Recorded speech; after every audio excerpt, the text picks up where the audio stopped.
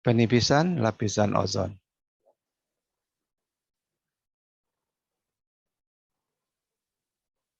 Ozon adalah oksigen triatom atau mengandung 3 atom oksigen. Ozon ini berwarna biru, berbau sangat tajam, jadi menimbulkan warna biru pada langit. Terdapat pada ketinggian 12 sampai 50 km dari permukaan bumi. Nah, fungsi dari ozon adalah untuk melindungi bumi dari sinar ultraviolet. Sinar ultraviolet itu ada 2, ultraviolet A dan ultraviolet B. Ultraviolet A itu digunakan untuk proses fotosintesa di bumi, dan itu tidak tertahan oleh ozon, bisa menembus ozon. Nah, sedangkan ultraviolet B itu dengan panjang gelombang 290 sampai 320 nanometer itu tidak diperlukan oleh proses fotosintesa, dan itu terhalang oleh ozon, ya, terhalang di atmosfer oleh ozon.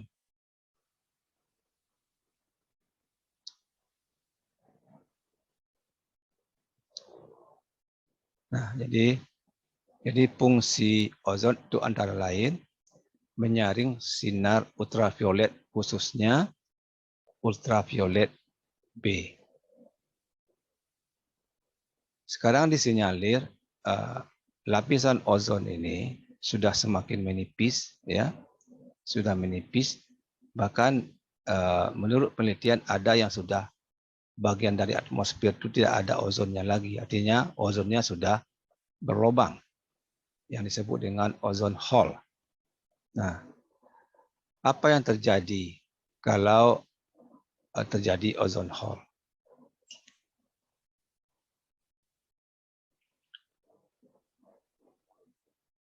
Jika ada lapisan atmosfer, maka sinar ultraviolet akan diserap akan tertahan di lapisan ozon sehingga tidak sampai ke bumi, khususnya sinar ultraviolet B. Sedangkan yang A itu akan bisa menembus ozon. Nah, apabila ozon ini tidak ada, sudah menipis, maka sinar UVB atau ultraviolet B ini tidak tertahan lagi di lapisan ozon. Dia bisa langsung mengenai bumi, masuk sampai ke permukaan bumi. Nah, akibatnya apa? Bumi itu semakin panas, ya, semakin panas seperti ini. Nah, kalau kita lihat di sini, ini sinarnya sampai ke sini, ya. Nah, sinar panas yang dipancarkan ini itu ada yang terserap ke bumi, ada juga yang dipantulkan lagi ke atmosfer. Nah, kalau dipantulkan ada juga yang lepas ke atmosfer, tapi ada juga yang tertahan di gas-gas rumah kaca di sini. Antara lain gas CO2. Nah, kalau dia tertahan di sini, akan dipantulkan lagi ke bumi.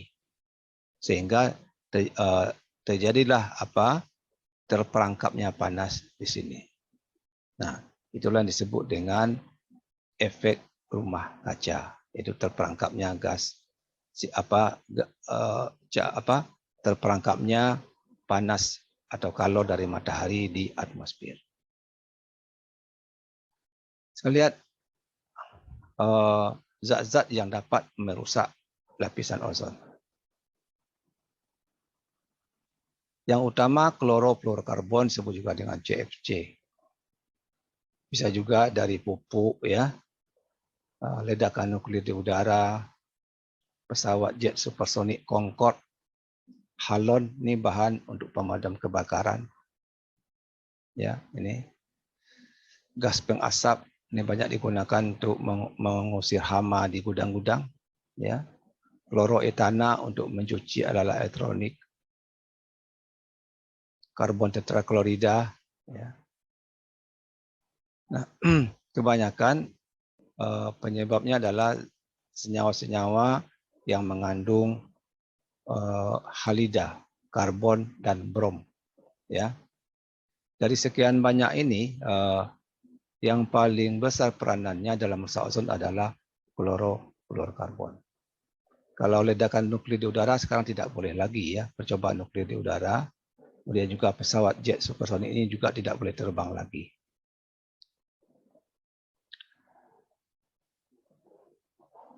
Zat-zat ini sebenarnya bukanlah zat-zat yang beracun. Yaitu sebenarnya zat ini adalah zat yang sulit bereaksi dengan zat lain di bumi. Ya, karena sulit bereaksi, dia bersifat gas, maka dia nanti akan menguap ke atmosfer.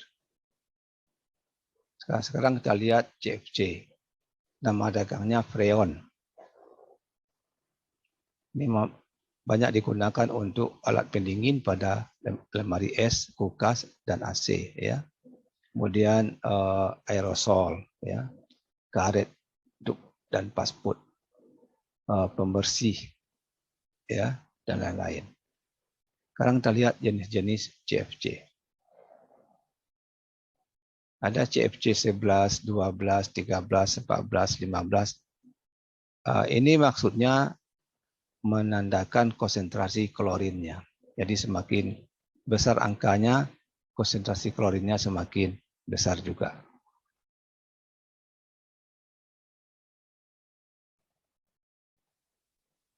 Ya. Oh, jadi yang berbahaya adalah CFC 11 ya. Karena klorinnya lebih banyak. Sekarang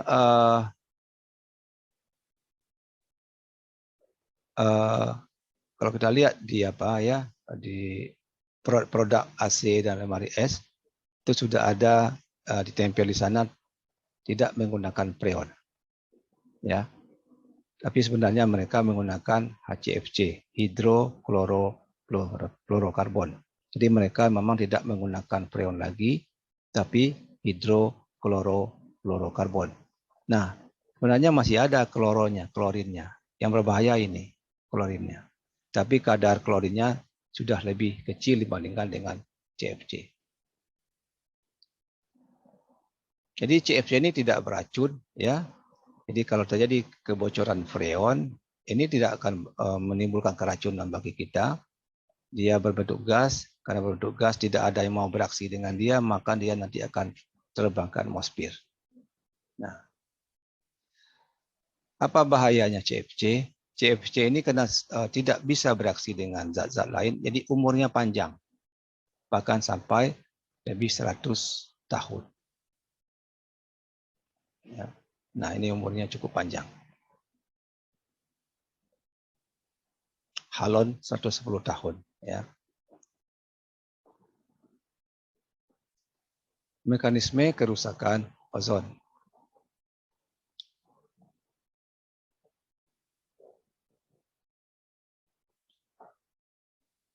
Jadi CFC yang berbentuk gas tidak mudah bereaksi dengan zat lain. Dia akan menguap ke lapisan mesosfer, ya, ke lapisan ozon. Sehingga sinar UV dari matahari akan memecah CFC sehingga terbentuk klorin bebas. Nah, sekarang kita lihat reaksinya.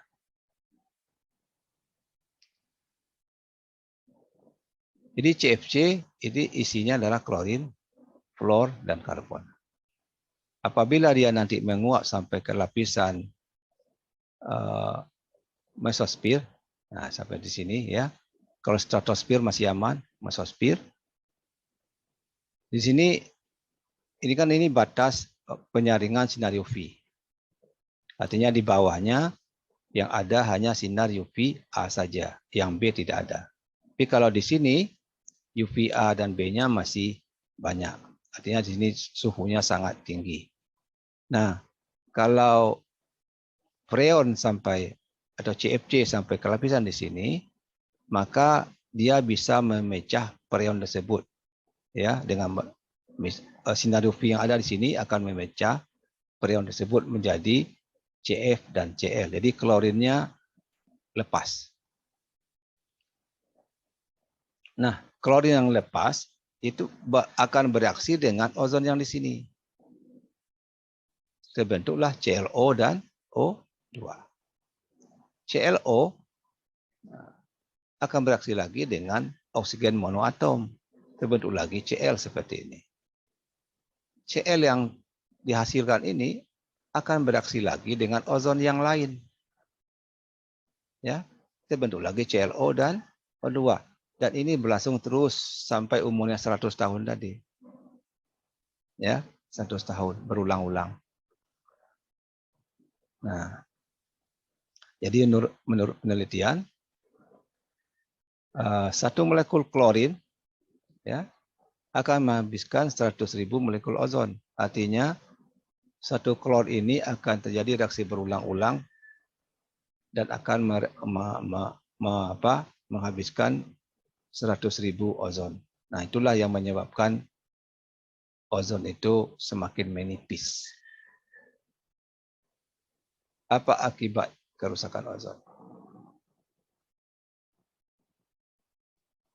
Akibatnya suhu bumi semakin panas, ya. Nah, itu bisa merusak biota laut, pertumbuhan bahan makanan dan kehidupan laut. Karena sinar UV dapat menembus lebih dari 20 meter, terutama UVB tadi.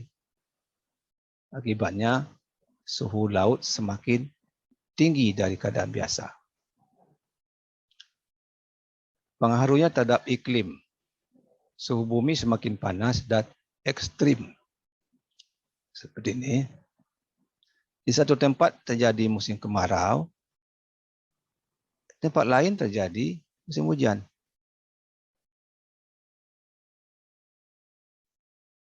Selanjutnya, bisa juga menurunkan kualitas pertanian. Karena musim yang tidak jelas, ya, sehingga menyulitkan kapan mau tanam, kapan mau panen. Bisa juga mengganggu kesehatan. Akibat pada tanah, tanah menjadi kurang subur. Karena sinar UV B dapat membunuh berbagai macam mikroba di dalam tanah. Mikroba fungsinya sebagai pengurai senyawa-senyawa organik. Ya.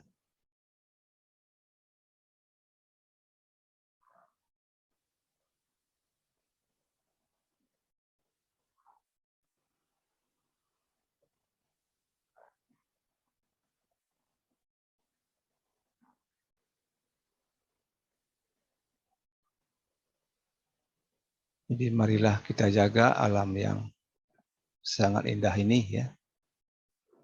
Karena bumi ini bukanlah warisan nenek moyang kita, tapi merupakan titipan dari anak cucu.